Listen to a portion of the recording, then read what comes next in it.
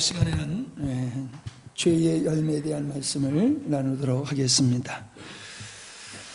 죄가 본질이라고 하면은 악이라고 하는 것은 그 열매입니다.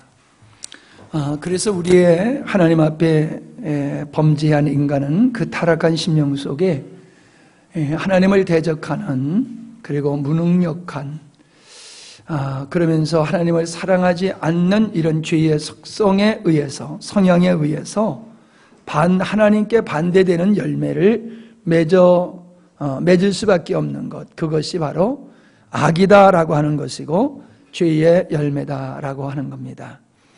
우리가 이 죄를 생각할 때는 항상 하나님의 창조의 의도를 여러분이 기억하셔야 될 줄 압니다.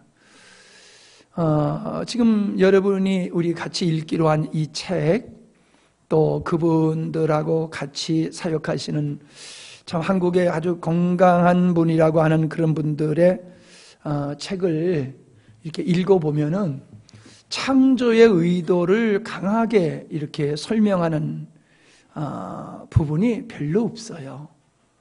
제가 늘 얘기하지만은 우리의 신앙의 출발점은 죄에서 구원받는 데서부터 시작되는 게 아니라 하나님의 창조의 의도를 근거한 신앙이 돼야지 건강한 신앙을 가질 수 있다 그러는데, 제가 이렇게 책을 많이 보지는 않지만은 특별히 이렇게 참 우리 한국 교회에서 대표적이라고 하는 그런 분들의 책을 읽어보고 글을 읽어봐도 그런 부분이 이렇게 명확하지를 않아요.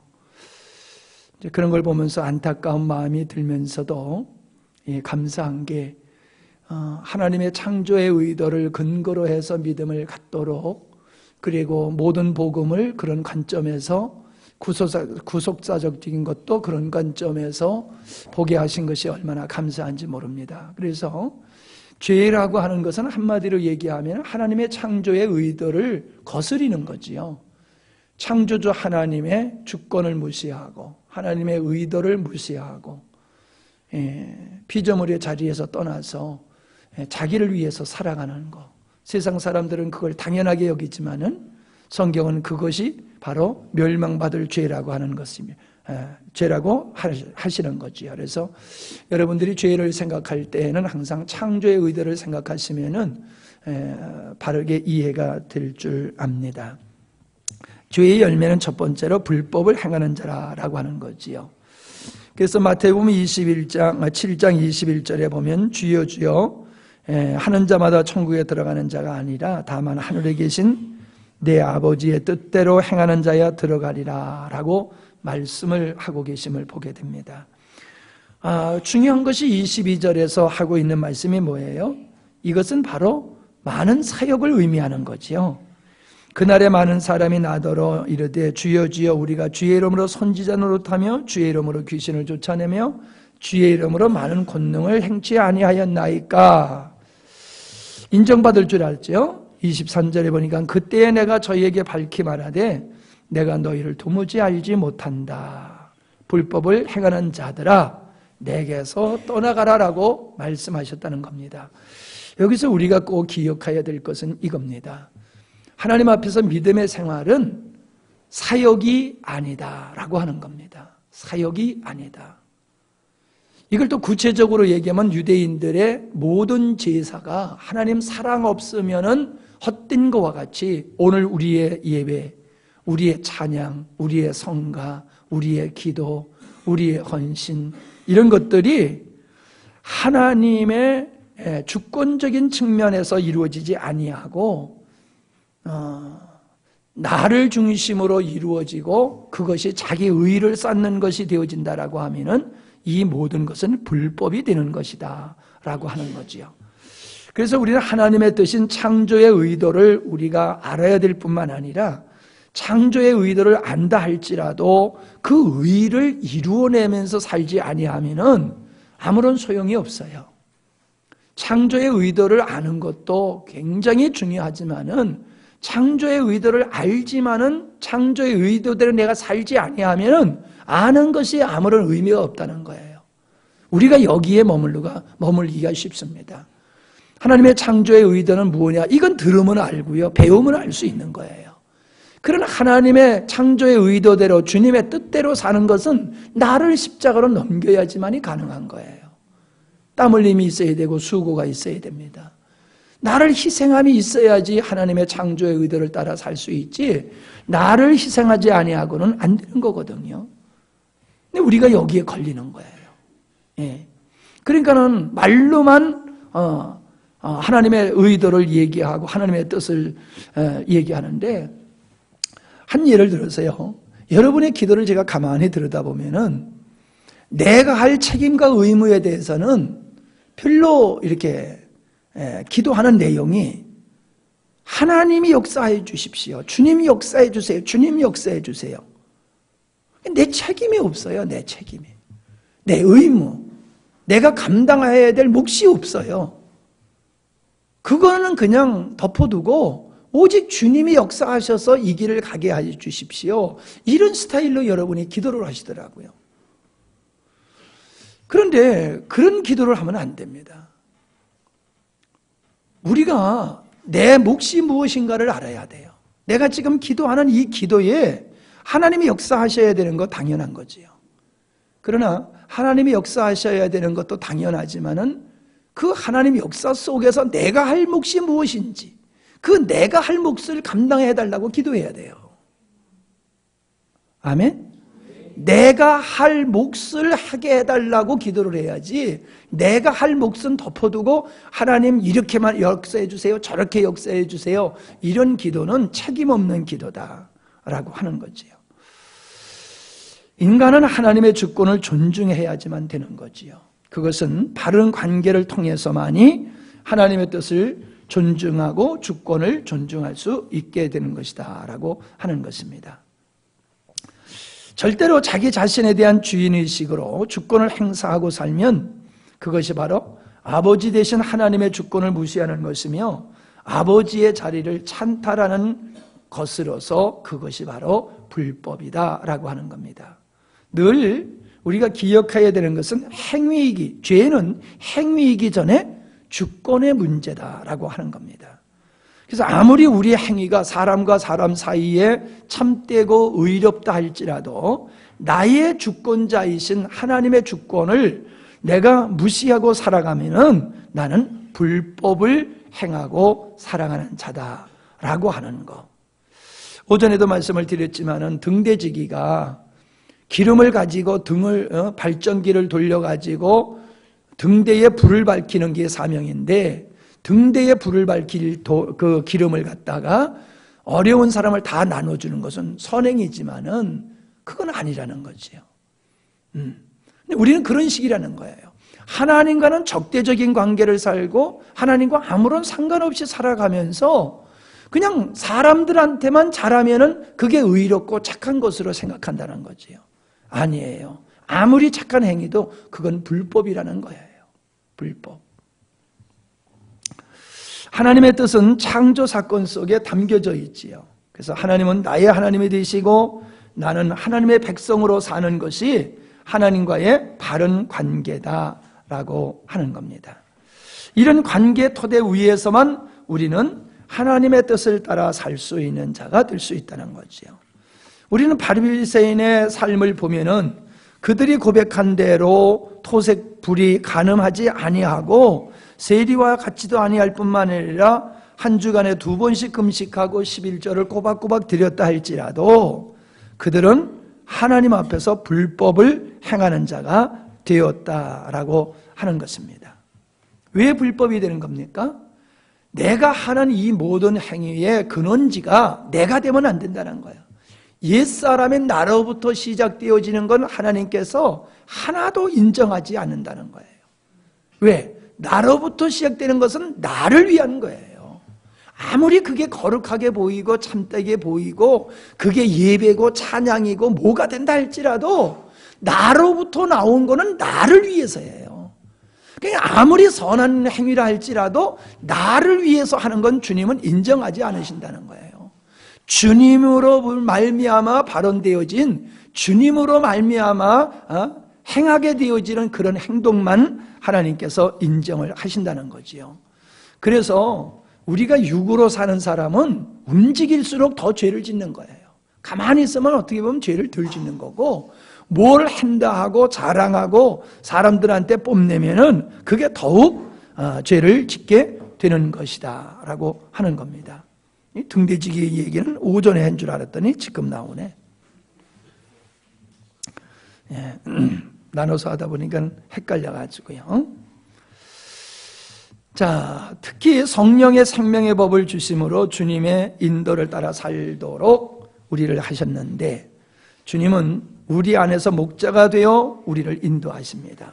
바로 성령의 인도를 따라 살아가는 것을 우리는 오직 의인은 믿음으로 살리라라고 하는 거예요. 그래서 믿음으로 하지 않는 것은 죄라는 사실을 기억해야 될 줄 압니다.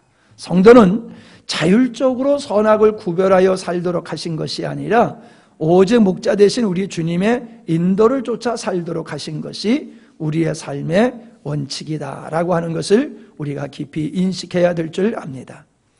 기록된 계명만 어기는 것이 죄가 아니에요. 생명의 성령의 법을 거스리고 내 생각과 내 마음과 내 형편대로 살아가는 거예요. 저는 계속 얘기하지만은 오후에 예배를 드려야지 돼요. 오후에 예배를 안 드리는 것은 어쩌다가 어떤 일 때문에 피치 못한 일이 있을 수 있지만은 상시적으로 오전 예배는 드려야 되고 오후에는 우리가 다른 일을 하기 위해서는 빠질 수도 있다라는 이런 개념으로 빠지는 건 안 되는 거예요. 예. 우리가 주일 예배 드리는 것은 내 신앙 고백으로 드리는 거거든요. 신앙 고백. 우리가 세례를 신앙 고백으로 세례를 받는 것과 같이 주일 예배도 마찬가지예요. 예수 그리스도가 나의 구세주고 그분이 나의 주인 되심을 예배를 통해서 우리가 고백하는 거예요. 그리고 나를 지으시고 나를 통하여 영광을 받기 위하신 그분의 이름을 우리가 높이는 것이 주일의 날이거든요. 그러니까 11조의 개념으로서 하나를 드림으로 전체가 아버지 것이라고 하는 것 같이 주일날 이 주님이 부활하신 우리를 구원하시고 하나님의 뜻을 이루기 위해서 죽으셨다 부활하신 이 날을 하나님 앞에 예배하는 날로 온전히 우리가 구별해서 드려야 되는 거예요. 이 날을 우리가 주님께 속하여 살아감으로 말미암아 우리는 일주일이 주님께 다 드려지는 삶이 되는 거죠. 11조의 개념과 같이. 근데 우리는 계속 내려가시는 분들은 그냥 주일 예배만 드리고 나머지는 학교 가고 일터로 가고 자기 볼일 보러 가도 된다고 생각해요. 애기 엄마들은 피곤하고 힘드니까 또 빠져도 된다고 생각해요. 그렇다고 해서 큰일이 나겠습니까? 그런데 그런 자세를 가진 신앙은 건강하게 크지를 못한다는 거예요. 그런 자세를 가진 사람은 정말로 주님을 사랑하고 주님을 머리로 삼고 주님이 인도하시는 대로 살고 있는 게 아니라는 거예요. 제가 그러잖아요. 주님이 주일날 지리산에 가라 그러면 가세요. 주님이 지리산에 놀러 가라 그러면 가세요. 그게 의의요. 그러나 아무리 나의 환경이 예배를 참석할 수 없는 상황이라 할지라도 주님이 안 돼, 너 손해보고라도 너는 내 앞에 와서 예배해야 돼 이러면은요 예배해야 되는 거예요. 근데 그런 자세가 없는 게 문제라는 거예요. 예.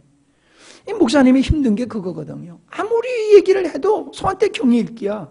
그냥 내 생각대로 살아가요. 내 생각대로. 이게 목사님이 깝깝한 거예요. 힘든 거예요. 모르고 그런 거야 이해가 되지요. 근데 그렇게 강조해도 안 들어요. 안 듣는단 말이에요. 내가 듣고 싶은 것만 듣고 내가 원하는 것만 순종하지 내가 원치 않는 거는 내 논리, 내 생각을 주장을 하면서 살아가요. 그게 자기가 주인 되고 자기 사랑하고 자기 목적된 삶이거든요. 그런 사람의 오전 예배는 하나님께서 인정하지 않으세요. 그런 예배는 그건 자기 만족으로 예배드리는 거지 그게 주님에 의해서 예배드리는 삶이 아니거든요. 그걸 알아야 되는데 대예배는 소중하고 오후 예배는 조금 덜 소중하고 수요일 예배는 더 덜 소중하고 이런 개념을 가지고 있으면 안 되는 거지요.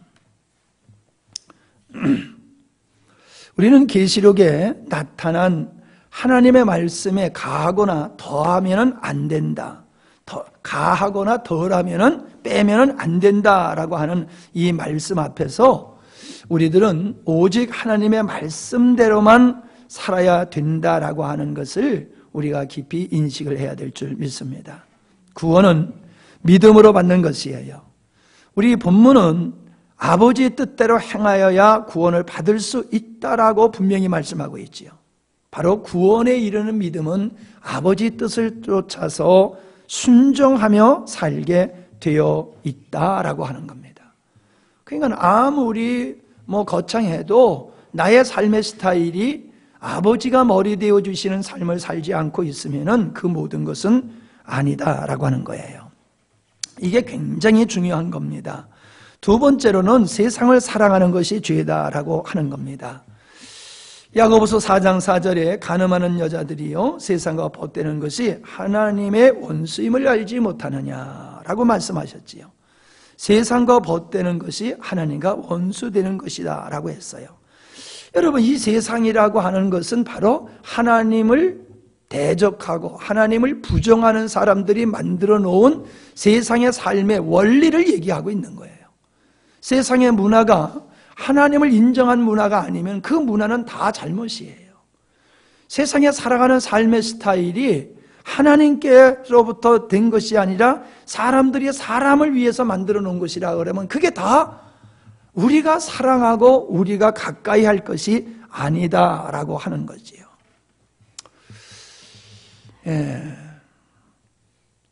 요즘 여성들이 너무 짧은 치마를 입어요. 그래서 내가 하원이에게 야, 너 자꾸 좀 너무 짧은 것 같다 그러니까 뭐라고 했냐면 긴 옷이 없대는구만. 아예 시장에서 긴 옷을 파는 게 없대요. 그러니 할 말이 있어야지요. 그게 아니면 내가 옷을 만들어 주든지 없대는데 맨날 추리닝만 입고 다니라고 그럴 수도 없는 거고 그렇거든요. 근데 여러분 가만히 보세요. 이 시대가 짧은 치마를 입는 이런 그 유행이 그게 뭡니까? 사람은 자기의 아름다움을 사람들한테 드러내고 싶은 게 사람의 죄성이거든요. 그냥 아름다운 자체를 그냥 가만히 가지고 있으면 그러면서 감사하면 괜찮은데 이걸 자꾸 뭔가 이렇게 드러내려고 하는 게 그게 사람의 죄된 심성이라는 거죠. 그런 거에 의해서 자꾸 짧아지고 이게 문제지요. 그런 것 때문에 또 여러 가지 문제들이 파생되어지는 이런 거. 이게 하나의 세상이라고 하는 거예요. 그런 것들이 하나의 세상이다라고 하는 거예요. 그러니까 모든 사람이 간다고 그게 옳은 게 되는 게 아니라는 거예요. 아무리 세상 사람들이 다 그렇게 가도 아닌 것은 아니야 라고 하고 우리가 돌아설 수 있어야지 되는 것이거든요. 근데 짧은 것을 파는 사람이 없어요 라고 말하는 것은 그건 약간의 핑계거든요. 합리화시키기 위해 가지고 내가 지금 이렇게 하는 게 이게 정당화시키기 위해서 그러는 거란 말이에요. 왜 나를 안 쳐다보냐?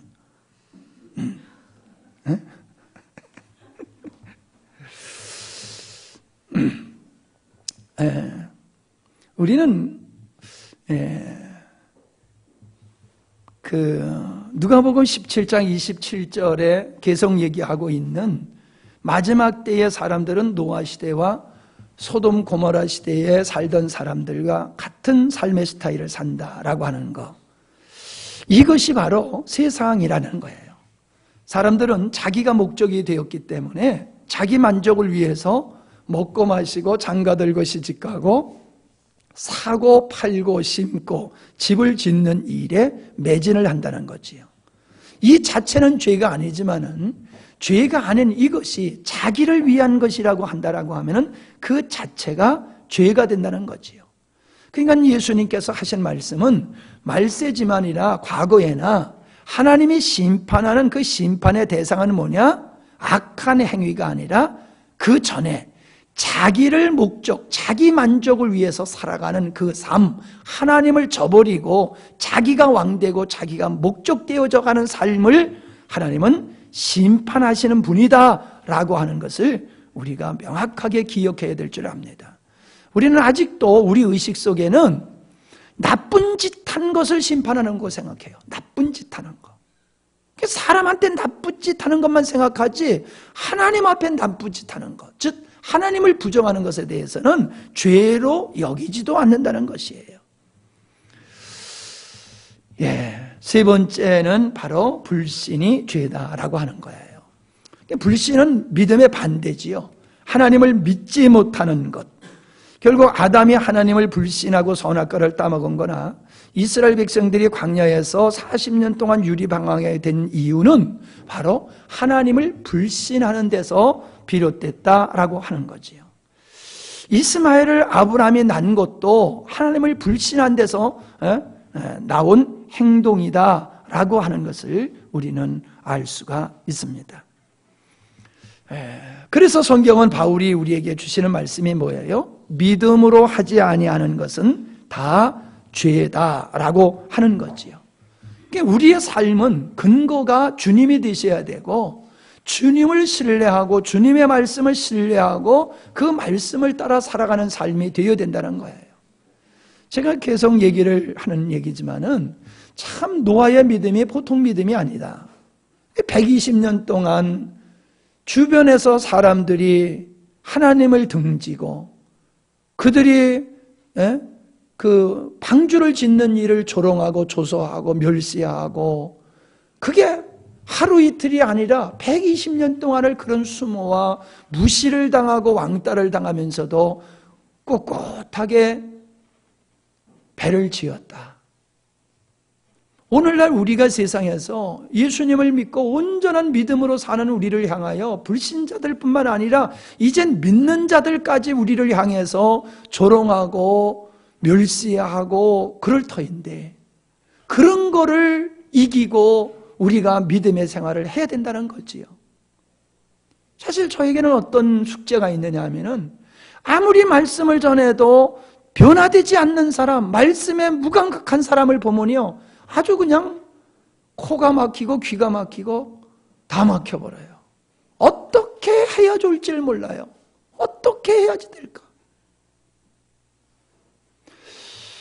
뭔가 저들에게 내가 전할 거를 덜 전해서 그런다라고 하면은 희망이 있잖아요. 근데 나는 내가 깨닫고 있고 나를 변화시키고 그런 말씀을 전하고 있단 말이에요. 성경적인 말씀을 전하고 있고 그 말씀을 통하여 내가 변화되고 그 말씀을 통하여 저들이 변화되고 있는데 왜 저들은 이 말씀을 듣고도 안 변화되느냐 말이에요. 막 이럴 때 회의가 막 와요.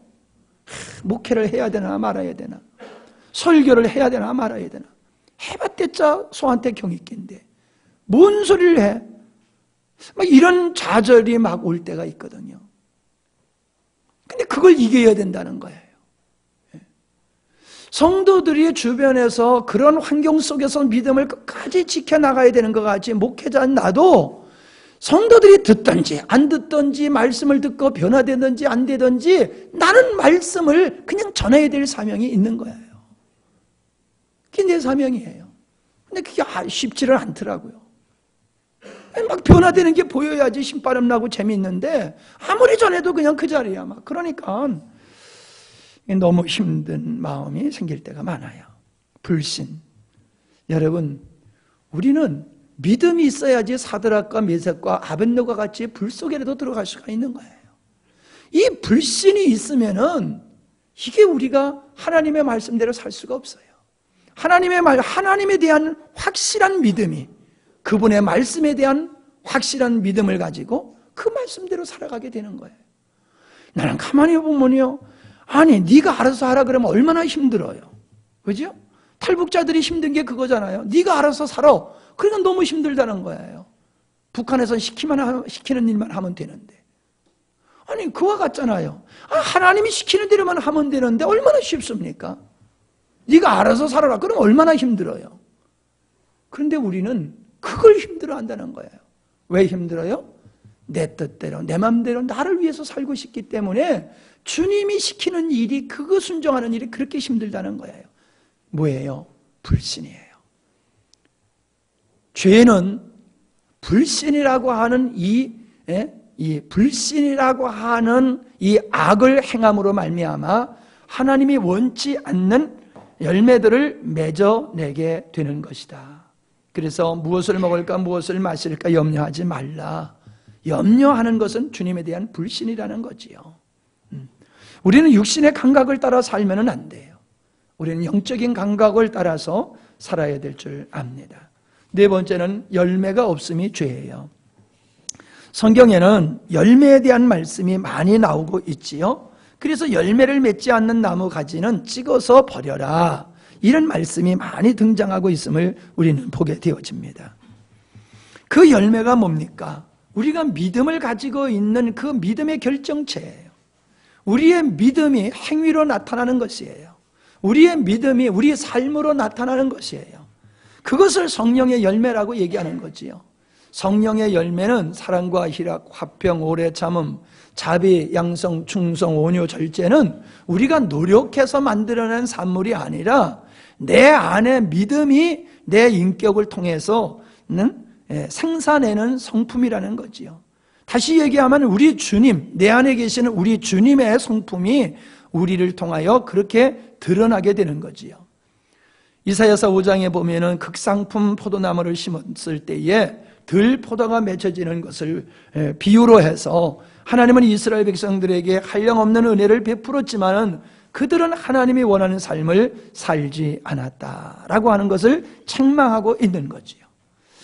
우리는 하늘에서 우리 주님을 바라보고 이는 내 사랑하는 아들이요 내 기뻐하는 자라고 하는 음성이 들려왔듯이 우리는 주님 앞에 그러한 칭찬을 받는 자가 되어야 될 줄 믿습니다. 하나님의 천지 만물을 창조하시고 보시기에 심히 좋았더라 그랬는데 그 좋았더라가 선하다라고 하는 뜻입니다. 여러분, 우리는 하나님이 보셨을 때에 하나님의 의도대로 지어진 것을 보고 만족하셨단 말이에요. 그와 같이 우리는 우리의 삶을 보고 우리 주님께서 만족하셔야 돼요. 내가 의도한 대로 우리가 살아가, 하나님의 의도한 대로 내가 살아갈 때에 주님은 우리를 보고 보시기에 좋았더라 그러는 거거든요. 근데 참 이게 문제라는 거지요. 기분에 따라서, 상황에 따라서 우리는 하나님이 기뻐하는 모습을 갖기도 하고 하나님을 슬프게 하는 모습을 지니며 살기도 한다는 거지요. 그건 나의 삶의 근거가 되시는 주님과 나와의 관계가 온전하지 못하다라고 하는 것을 입증하는 것이에요. 여러분, 이 열매를 다른 말로 표현하면 성장이라고 볼 수 있어요. 성장, 성숙이라고 볼 수 있어요. 성장, 성숙은 노력해서 되는 게 아니에요. 그냥 자라나는 거지요. 내가 그리스도와의 친밀한 아름다운 관계를 가지고 살면은, 주님과의 관계가 정상적이면은, 가지와 줄기와의 관계가 정상적이면 나무에 열매가 저절로 맺어진 것 같이 주님과 나와의 관계가 정상적이면은 이런 성령의 열매가 자동적으로 맺어진다는 겁니다. 아멘? 근데 이게 안 맺어진다는 것은 관계가 정상적이지 않다, 상관없는 자다라고 하는 것이지요. 그렇기 때문에 우리가 예수를 믿어도 변화되지 않고 여전히 자기중심이고 여전히 세상 사랑하고 여전히 그 예수 믿기 전에 그 모습을 가지고 있으면요, 이게 못된 짓을 해서가 아니라 변화되지 아니하고 성장하지 아니하면 이게 죄예요. 주님과의 관계가 없다는 증거예요. 아멘. 그러니까 그런 측면에서 여기에 뒤에 나오는 기도, 헌신, 전도라고 하는 이 부분도 같은 선상에서 우리가 볼 수 있는 거죠. 여러분, 우리는 기도를 해야 됩니다. 왜 기도를 해야 되냐 하면은 우리의 힘으로 아버지 뜻을 이룰 수 있는 능력이 우리에게 없어요. 그러니까 하나님, 주께서 나를 통하여 아버지 뜻을 이루시옵소서라고 우리가 기도해야 된다는 거예요. 또 왜 기도를 해야지 돼요? 우리가 연약하기 때문에 기도해야 될 뿐만 아니라 우리의 사명이 이루어지기 위해서 기도를 해야 된다는 거예요. 그게 아버지를 위해서 기도하라 이렇게 표현할 수도 있는 거예요. 내 문제는 하나도 없어도 우리의 삶의 존재의 목적은 아버지 뜻을 이루는 데 있기 때문에 우리는 아버지 뜻이 이루어지길 위해서 기도해야 된다는 거예요. 제가 볼 때 이게 이제 제가 여러분들 앞에서 굉장히 제가 답답하게 느껴지는 부분이에요. 여러분들이 집에서 기도하시는지는 모르겠지만은 여러분들의 마음속에 아버지 뜻을 이루기 위해서 부담을 갖는 아버지 뜻을 이루어야 된다는 이 부담감이 너무나 적은 것 같아요. 그냥 큰 잘못만 안 하면 되고 그냥 주일날 예배만 드리면 되고 그냥 11조하고 헌금하고 그러면 된다, 이런 개념이 있으면 안 된다니까요. 느헤미야가 수상궁에서 그렇게 잘 먹고 잘 살고 있었지만은 고향의 고국의 하나님의 성전이 무너지고 비폐화된 것을 바라보며 근심하고 걱정하듯이 오늘 우리들은 내가 먹고 사는 문제에 아무런 문제가 없어도 하나님의 나라를 위해서 근심 걱정하는 게 이게 건강한 정상적인 그리스도인의 모습이라는 거예요. 근데 죄는 그게 여러분에게 안 보이는 거예요. 여러분이 정말로 장사가 안 돼 보세요. 여러분 얼굴이 벌써 그냥 근심이 있고요. 뭐가 좀 잘못되면 여러분 그냥 금방 기도 부탁하고요. 그런 건 해요. 그런데 정말로 교회가 교회다워져야 되는 문제, 한국 교회가 처하여 있는 이 현실, 우리 교회가 시대적인 사명을 감당하기 위해서 이런 부분에 대해서 이 한국 교회와 주님의 뜻이 이루어지는 이런 문제를 놓고 여러분들이 얼마나 걱정하고 애통해하며 기도하시냐는 거예요. 그런 애통함이 없잖아요. 간혹 얘기하지만은 과거에는요 1년에 한두 차례씩은 기도원에 올라가서 기도했어요. 요즘 기도를 안 하잖아요. 아니 우린 새벽 기도도 안 하잖아요. 환경 때문에. 그러면 금요 기도는 참여해야 되는 게 맞는 거 아니에요? 금요 기도도 안 하면은 언제 기도하세요? 집에서 기도한다? 그게 말과 같이 쉽게 됩니까? 또 집에서 기도하는 거하고 함께 모여서 기도하는 거하고는 또 달라요. 은혜가 더 임하는 거예요. 대한민국 국민이면 국가의 그 안녕을 위해서 염려하는 것이 당연하고 세금을 내는 것이 당연하듯이 우리가 하나님의 사람이라고 하면은 하나님의 뜻이 우리의 가정과 교회와 한국교회와 이 민족에게 이루어지기 위해서 우리는 기도해야지 정상이에요. 근데 그 정상적인 걸 여러분들이 지금 얼마나 하고 있냐는 거예요. 그게 제대로 안 되고 있잖아요. 아무리 십자가 복음을 얘기해도 여러분의 마음속에 이제 나를 위한 근심 걱정에서 하나님을 위한 근심 걱정으로 바뀌어지지 아니하면 여러분은 십자가의 복음을 깨달은 사람이 아니에요. 지식으로 알고 있는 사람이죠. 우리는 편안해도 기도해야 돼요. 예수님이 문제가 있어서 기도하셨어요? 아버지 뜻이 이루어지면 자기가 십자가를 져야 되는 고통을 알면서도 땀방울이 핏방울이 되도록 기도하셨던 우리 주님, 우리에게는 지금 그렇게 기도할 사람이 필요해요. 아니, 필요한 게 아니라 우리 모두가 이 자리에 앉아 계신 여러분은 아버지 뜻을 위해서 기도하는데 그 아버지 뜻이 이루어지기 위해서는 내가 십자가를 져야 되는 고난이 온다 할지라도 아버지 뜻이 이루어지기 위해서 우리는 땀방울이 핏방울이 되도록 우리는 기도해야 되는 게 맞는 거예요. 맞지요? 지금 그래야지 우리 교회가 시대적인 사명을 감당할 수 있는 교회가 될 수 있어요. 그런 기도 없이 주님이 원하는 교회가 될 수가 없습니다. 우리의 희망은, 우리 교회의 미래는 이런 기도가 있으면 미래가 있는 거고요. 이런 기도가 없으면요, 우리 당대에서 끝나고 마는 거예요. 당대에서 끝나고 마는 거예요. 기도하지 않는 게 죄라고 사무엘이 얘기했던 건 남의 얘기가 아닙니다. 여러분, 기도하지 아니하면 하나님의 나라를 위해서, 주님의 뜻을 위해서, 교회가 교회되어지고 성도가 성도되어지기 위해서 기도하지 아니하면 여러분 죄를 짓고 있는 거예요. 좀 목사가 신바람 나게 목회할 수 있도록 좀 합시다. 예?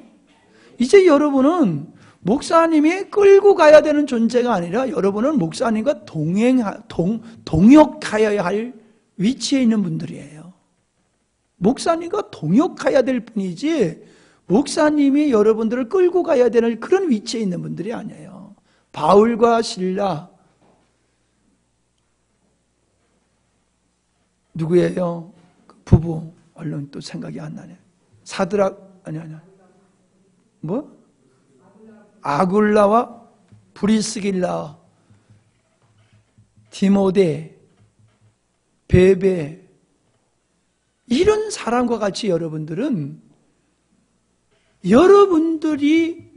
영광스러운 교회의 목회자적 역할들을 여러분이 하셔야 되는 거예요. 우리는 이미 그만한 메시지가 선포됐어요. 그만한 메시지가 선포됐어요.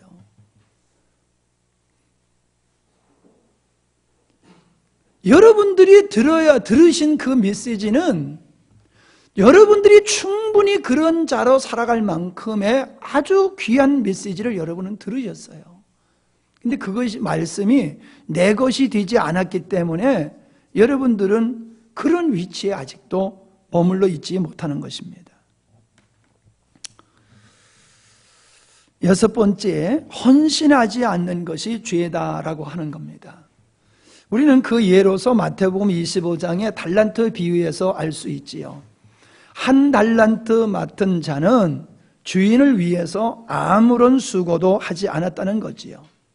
주인의 유익을 위해서라고 하면 열심히 장사를 해서 돈을 벌어야 되는데 그게 싫은 거예요. 아무리 장사해서 벌어봤댔자 그 이익이 주인에게 돌아가는데 왜 합니까? 하다가 손해라도 보면 그 책임을 어떻게 지려고요? 그러니까는 한 달란트 받은 자는 아무런 일도 하지 아니하고 가만히 있었던 자입니다. 이 종의 입장에서 보면은 이 한 달란트 받은 자는 주인에게 손해를 끼친 게 없어요. 한 달란트 받은 거를 도로 돌려줬으니까. 그러나 주인의 입장에서 보면 아니지요. 내가 그걸 이자 놀이만 했어도 얼마나 많이 벌었겠느냐. 그거지요. 이것은 하나님이 우리에게 먼저 구원의 은혜를 주시고 하나님이 우리에게 남다른 은혜를 주신 목적이 어디 있느냐? 하나님의 나라를 위해서 헌신하라는 뜻입니다. 이게 부담스럽지요. 그게 죄예요. 그게 악함이에요. 우리는 부담 없이 살기를 원해요. 부담 없이 예수를 믿기를 원해요. 그게 자기 사랑이에요. 우리는 주님을 위해서 우리는 부담을 갖고 살아야 되는 겁니다. 하나님의 뜻을 이루기 위해서 우리는 부담을 갖고 사는 게 그게 맞는 거예요. 아니, 종이 어떻게 그렇게 자유하게 살 수 있습니까? 우리는 죄의 종에서 벗어났지만 주님의 종이에요. 주님의 종된 우리가 어떻게 마음 편하게 살 수 있습니까? 언제든지 주인이 부르면은 대답할 수 있는 깨어있는 모습을 살라고 성경은 우리에게 말씀하고 있잖아요. 우린 주님 앞에서 착하고 충성된 종으로 깨어 있어야 되고 주인의 이익을 위해서 살도록 부름을 받은 자가 우리라는 것을 잊어버려서는 아니 될 줄로 믿습니다. 우리는 하나님의 나라 교회가 교회다워지는 일에 우리는 헌신해야 돼요. 이거는 해도 되고 안 해도 되는 게 아닙니다. 여러분에게 계속해서 이거를 복사를 해서 드리는 것은 여러분이 이제 이 복음에 대해서는 달인이 되어야 된다는 거예요. 복음에 대해서는 달인이 되어서 여러분이 누구를 만나든지 이 복음으로 양육할 수 있는 자, 누구를 만나든지 잘못된 신앙을 바로 잡아줄 수 있는 여러분 그런 일꾼으로 만들기 위해서 제가 이렇게 애쓰고 있는 거예요. 그건 제 욕심이 아니에요. 주님이 원하시는 거예요. 근데 여러분이 그런 자로 성장하지 않는다라고 하는 것은 여러분이 원치 않기 때문에 안 되는 거예요. 우리는 선생님이 되기 위해서 교육대학을 가가지고 뭐 글 쓰는 것도 배우고, 애들 음악 가르치기 위해서 뭐 악기 같은 것도 배우고, 선생님 되기 위해서 선생님 수업을 받은 후에 선생님으로 나오잖아요. 4년 동안 훈련받고 선생님 노릇하잖아요. 근데 여러분 신앙의 훈련을 몇 년 받으셨어요? 선생님이 4년 동안에 학교 가서 배운 것보다도 여러분은 훨씬 더 많이 배우셨어요. 근데 해보라고 그러면 못해요. 왜 못해요? 사명감 없이 배웠기 때문에. 임용고시 합격해야지 선생님이 되지, 임용고시 합격하지 못하면 선생님이 안 되니까 죽기기를 쓰고들 공부를 하잖아요. 우리는 죽기기를 쓰고 진리를 탐구하고 죽기기를 쓰고 하나님의 말씀에 능한 자들이 되어야 되는데 안 하잖아요. 그러니까 크지를 못하는 거예요. 헌신할 수 있는 일꾼이 못 되는 거예요. 효은이는 잔타를 예수님이 확실히 믿도록 해야 돼. 응? 내가 예배당에만 데려오면 되는 게 아니라 잔타를 확실하게 복음을 알도록 네가 가르쳐야 된다니까. 가르치고 있어? 안 가르치고 있잖아. 왜 그 가르치는 걸 왜 목사님만 해야 됩니까? 교회에서만 해야 됩니까? 잘못된 거예요. 제가 아는 이 장로님은 의사 장로님인데 그 가르치는 일을 열심히 해요. 어떻게 보면은 너무 열심히 해가지고 목사님의 사역에 누가 될 정도로 열심히 해요. 그래서 목사님이 좀 절제를 하라고 이제 그런 일이 있어가지고 갈등이 벌어지고 그런 장로님이 계시더라고요.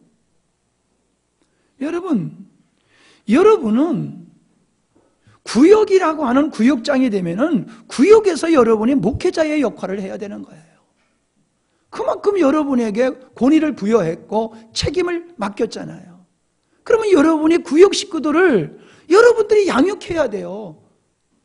뭘로 양육합니까? 아니 그것도 자꾸 지금도 그걸 가르쳐줘야 돼요? 몇 년 동안 배웠는데 이미 주님께서 저를 통해서 여러분이 배운 것을 제대로 익혔다라고 하면은 충분히 초신자들을 기본적인 신앙으로 세우는 교사가 돼 있어야 되는 거예요. 그런 헌신이 교회에 필요한 겁니다. 반주도 필요하고 성가대도 필요하고 다양한 필요가 있지만은 그러나 진짜 필요한 건 뭐냐? 영혼을 바로 세워나가는 이 헌신이 반드시 있어야 되는 거다라고 하는 겁니다. 그것이 없으면은 그게 바로 사명을 감당하지 않는 죄가 되는 거예요. 그래서 나와 함께하지 않는 자가 되는 거고 하나님이 모으시는데 모으지 않는 해치는 자가 되는 거예요. 아무 일을 안 해도 되는 게 아닙니다. 역할을 하셔야지 됩니다. 7번째로 전도하지 않는 것이 죄다라고 하는 겁니다. 전도, 그러면 여러분 벌써 그냥 쥐가 나지 않아요? 전도, 이거 어떻게 전도를 해야지 되나? 근데 솔직히 여러분 전도하고자 하는 마음이 여러분들에게 몇 프로나 있는지 한번 생각해 보세요.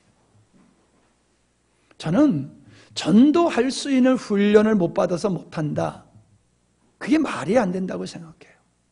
나는 전도를 하고 싶은데 어떻게 무엇을 해야지 모른다. 이것도 또한 아니라고 생각해요. 전도하고자 하는 마음이 없기 때문에 할 말도 모르겠고 어떻게 해야 될지도 모르는 거예요. 한번 생각해 봅시다. 우리 과거의 어머니들이 어머니 학교 다녀본 적이 있습니까? 우리 어머니들은 낯을 놓고도 기억자를 모르는 그런 환경 속에서 성장해 오셨고 사셨어요. 그래도 지금의 대학 나온 엄마보다도 더 우리들을 잘 가르치셨어요.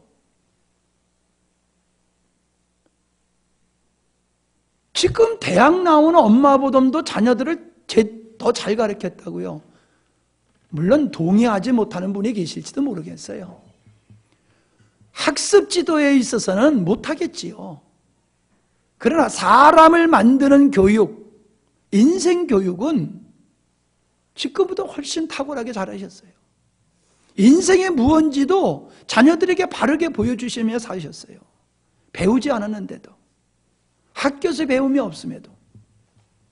그건 자기 정체성을 인식하고 그 정체성에 충실하다 보니까는 그게 감당이 되는 거예요.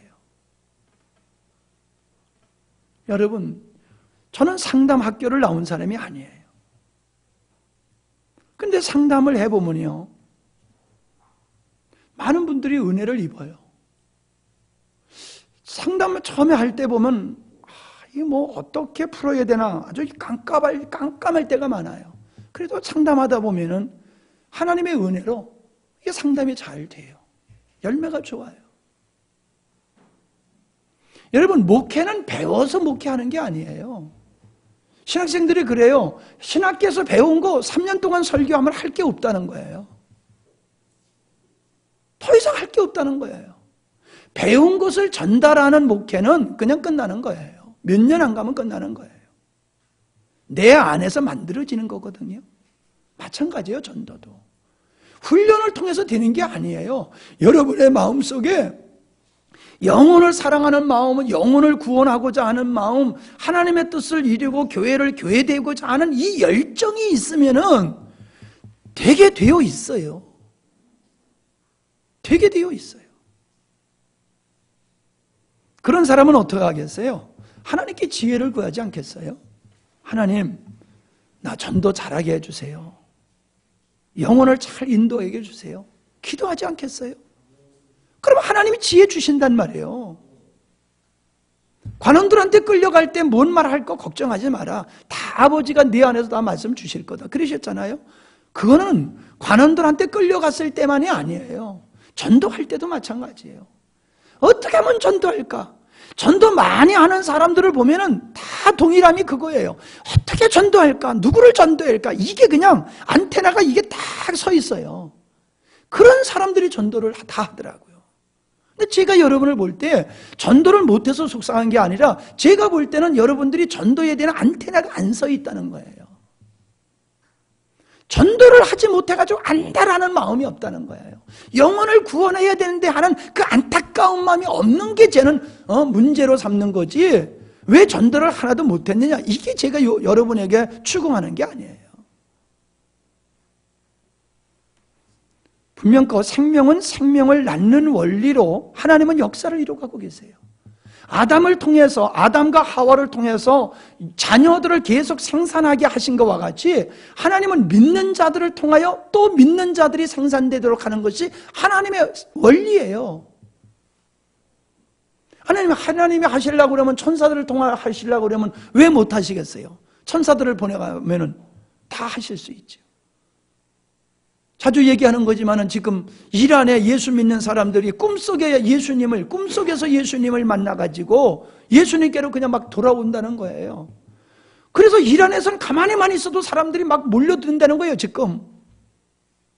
선교사님들이 그런데요. 이란에서 사역하다가 다른 데 간 사람들은, 야, 이란에서는 그냥 가만히 있어도 사람들이 막 몰려 들어왔는데 여기서는 전도를 안 하면 안 되네. 그런 얘기를 한대요.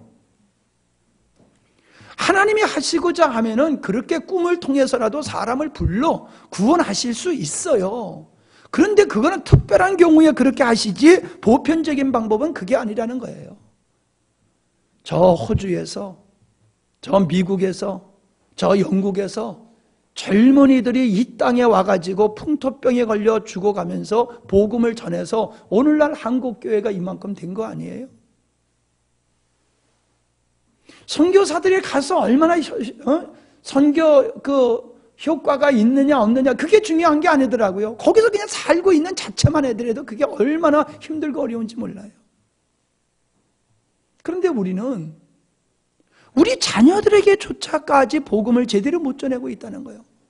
실력이 없어. 자녀들에게 복음을 전할 실력이 없어. 그러니 자녀들에게도 복음을 못 전하는 사람이 어떻게 다른 사람들한테 복음을 전하겠냐 말이에요. 저는 우리 교회가 기도하고 교회를 세우는 헌신과 전도하는 이 새로운 불길이 일어나야 될 줄 믿습니다. 솔직히 저는 자존심이 상합니다.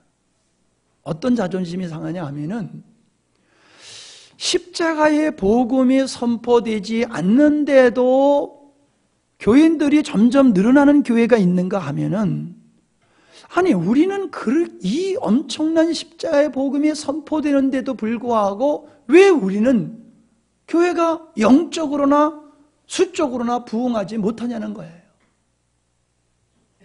제가 십자가의 복음을 전하는 입장에서 보면요, 자존심 상해요. 물론 숫자가 많아졌다고 해서 그게 주님이 원하는 올바른 교회냐 하면 그건 아니에요. 그건 아니에요. 그러면은 하나님이 원하는 교회는 그냥 적은 숫자로만 있는 것이 또 하나님이 원하는 교회냐? 그것도 아니잖아요. 초대교회 보세요. 하나님의 말씀이 선포될 때에 3,000명, 4,000명, 5,000명 허다한 수들이 막 하나님 앞에 회개하고 돌아왔잖아요. 지금은 그 시대는 아니지만은 우리가 나가서 다른 영혼들을 하나님의 이 선포된 십자가의 복음으로 그들을 깨우치고 그들을 바로 세우는 사역들을 우리가 안 하고 있다는 거예요. 예를 들어서요, 어느 교회에서 나온 사람들은 왜 나왔어요? 바른 신앙 생활하기 위해서 나온 거 아니겠어요? 한마디로 얘기하면. 그러면 바른 신앙 생활하기 위해서 나온 사람들을 당연히 그 사람들을 우리가 이끌 수 있는 것이 우리의 사명 아니겠어요? 다른 교회 잘 다니는데 우리 교회 오라 그러면 안 되지요. 그건 말도 안 되지요. 그러나 어떤 문제로 사건 때문에 바른 믿음의 생활을 하기 위해서 나왔다라고 하면은 그런 사람들 붙들고 바른 믿음이 뭐냐? 바른 믿음의 생활을 하기 위해서는 당신이 알아야 할 복음이 이거다라고 하면서 그들에게 영적인 눈을 열어줘가지고 정말로 우리 교회가 이 땅에서 바른 메시지가 선포되고 바른 메시지에 의해서 영적으로나 수적으로나 성장하는 게 맞지 않느냐는 얘기예요. 그게 맞지 않느냐는 얘기예요. 근데 그게 안 된다는 얘기는 뭐예요? 우리에게 그만한 실력이 없다는 거예요.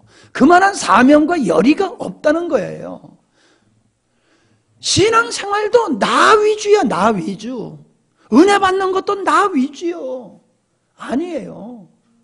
이 복음은 나를 위한 것이 되기도 하지만은 이 복음을 통해서 이 땅을 살려내고 구원하고자 하시는 하나님의 뜻이 있는 거예요.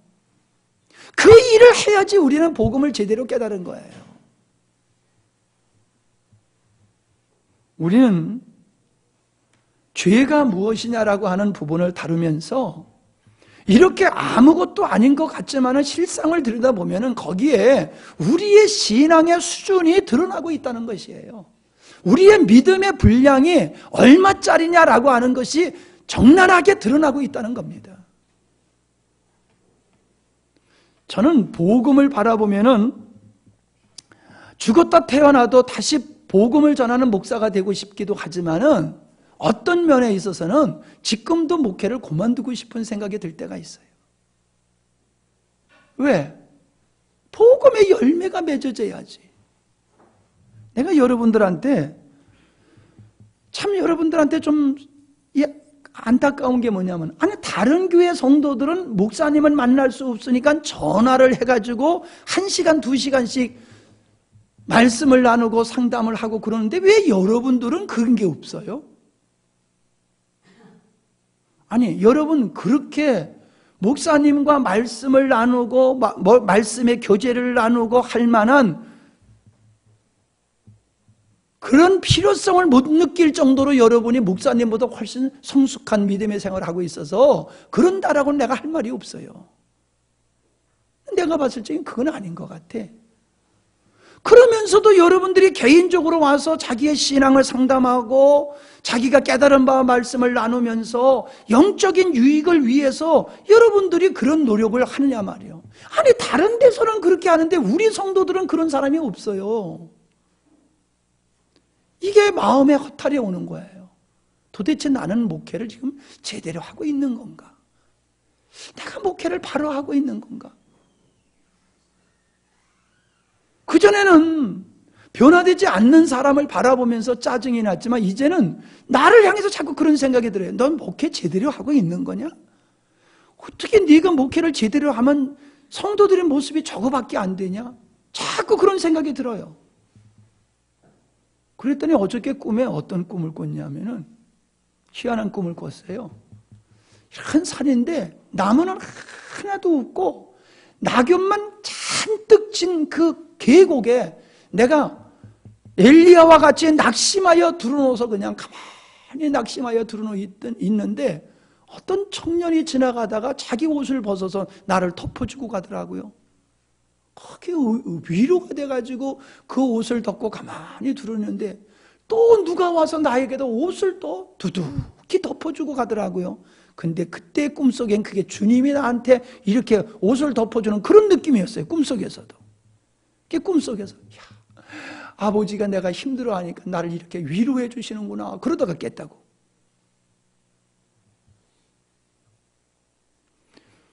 여러분, 성경에 보면 목사님이 즐겁게 목회를 하게 하라고 그랬어요. 즐겁게 목회를 할 수 있도록 하라.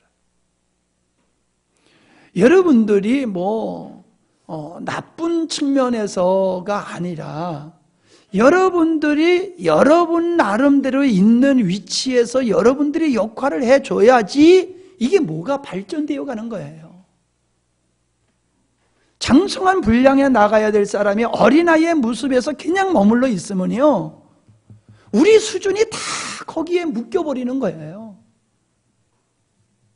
저도 잘나지 못했지만은 그렇게 여러분이 더 성숙하고 주님이 원하는 쪽으로 발전되지 아니하면 저도 거기에 머물러 있을 수밖에 없는 거예요. 오늘 우리가 죄가 뭐냐라고 하는 말씀을 나눠보면서 이러한 말씀들을 살펴볼 때에 우리는 도덕적이지 못한 것이나 악행하는 것만 죄라고 생각하면 안 된다라고 하는 겁니다. 하나님의 의도에 미치지 않는 모든 것들은, 하나님의 의도와 역행되어지는 어떤 행위도, 주님과 상관없는 모든 것은 아무리 사람들이 칭찬한다 할지라도 아니다라고 하는 것을 여러분이 깊이 인식하시고, 이제는 우리가 하나님 앞에서 주신 사명을 위해서 일어날 때가 된 줄 믿습니다. 아멘? 예. 그런 역사가 있어야 됩니다. 말씀을 마치면서 세상 함정에 빠지다, 기독교 세상 함정에 빠지다, 금요일에도 말씀을 드렸지만은 이 책의 7장, 8장의 그 신비주의에 관한 그 내용은 제가 봤을 때에 받아들이기 어려운, 그분들이 성령의 역사에 대해서 오해하고 있는 부분들이 많이 거기에 기술되어 있습니다. 그래서 여러분들이 읽으실 때에 그 부분에서 여러분이 오해를 하지 마시기를 당부를 드리면서, 그러나 그럼에도 불구하고 그분들이 하시는 말씀은 근거 없는 얘기는 아닙니다. 근거 없는 얘기는 아니에요. 오늘날 우리 한국교회에서 얘기하고 있는 소위 말해서 성령 이 오순절 운동을 하는 사람들의 신앙 상태를 보면은 그분들이 이야기하고 있는 것이 맞아요. 그러나 그분들이 다 맞는 얘기를 하고 있는 건 아니지만은 우리들이 지금 가지고 있는, 우리 주변에서 가지고 있는 오순절의 신앙의 패턴은 상당히 말씀이 결여된 이러한 신비주의적 요소가 있는 것은 또한 사실입니다. 그래서 그 책을 여러분이 촘촘히 읽어보시면서, 꼼꼼히 읽어보시면서 과연 나의 신앙 속에 이분들이 지적하는 건강한 것이 아닌 오늘 이 시대의 잘못된 물결 속에 어떤 나에게도 그런 부분이 있지 않나 하는 것을 여러분이 돌아볼 수 있기를 바랍니다. 지금 저는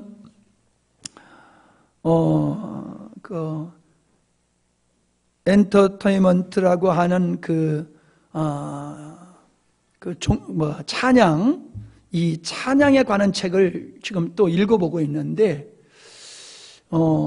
이 찬양과 또 복음 성가와 CCM과 워십송 이런 것이 어떻게 시작되어 있느냐 하는 걸 쭉 읽어보면서 우리 찬양에 사역하는 반주자들과 또 찬양대를 섬기는 특별히 지휘자나 또 우리 최종화 집사님이나 이 찬양에 헌신하시는 분들은 이 책을 다 읽어봐야 되겠다라는 생각이 들어요. 그래서 우리가 우리의 신앙이 얼마나 건강한 모습을 가지고 있느냐라고 하는 것은 우리끼리만 있으면 몰라요. 다른 사람들의 이야기를 통해서, 다른 사람들의 지식을 통해서 우리를 조명해 보면서 바른 믿음의 생활을 하는 노력이 있어야 될 줄 압니다. 제가 그 책을 다 읽어본 후에 또 여러분에게 또 읽을 수 있는 기회를 드릴 테니까는 부지런히 이 책, 지금 나눠드린 이 책들을 여러분이 열심히 읽기를 바랍니다. 기도합니다.